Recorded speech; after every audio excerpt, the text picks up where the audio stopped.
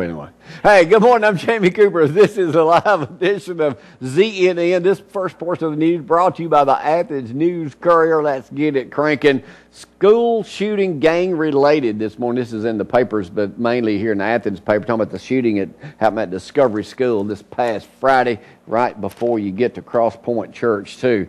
This is an AP article. Both a 14-year-old boy who was shot to death at North Alabama Middle School and a classmate accused of his killing were trying to join a gang, according to the Madison Police Department. Police Chief Larry Muncie said the shooting victim, Todd Brown, a fellow ninth grader charged with murder and slaying, were part of a group of fewer than 10 students from Discovery Middle School who has attempted to join a gang. A lot of that stuff had been online and it's all been pulled now. We'll talk to John Dees because we've had pastors up there, youth pastors, all week too. So we'll talk with John when he gets here in just a little bit.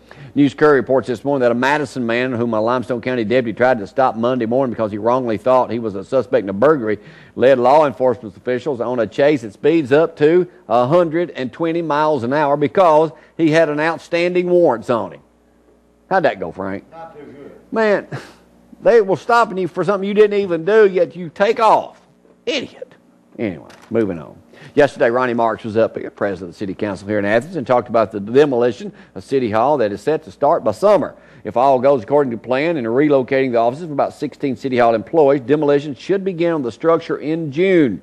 The council authorized the mayor to negotiate a contract to design a new building to be built on the site where the City Hall was built in 1955. So that'll be a good thing for the city of Athens.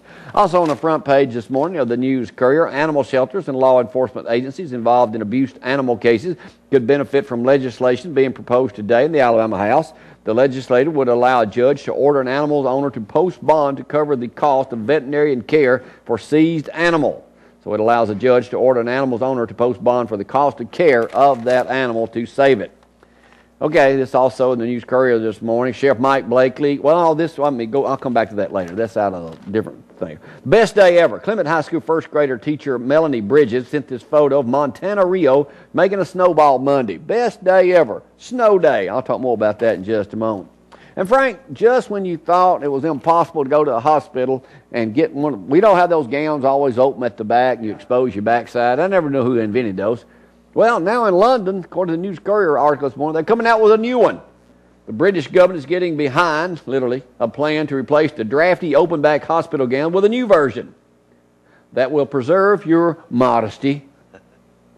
The country's design council has asked designers and manufacturers to come up with replacements for the gowns. One model is being created by a designer in the United States that makes dresses. His design from luxury cotton was fabulous and aspirational. The new gowns for hospitals will be unveiled next month.